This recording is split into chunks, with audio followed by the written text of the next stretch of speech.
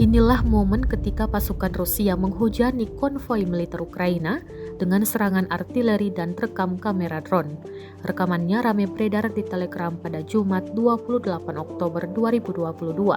Rusia disebut berhasil mencegah gerak maju pasukan Ukraina yang tengah berupaya menguasai Kherson.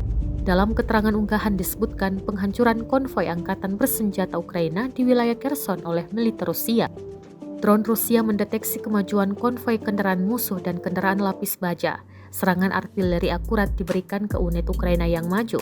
Rekamannya pun menuai berbagai komentar dari warganet.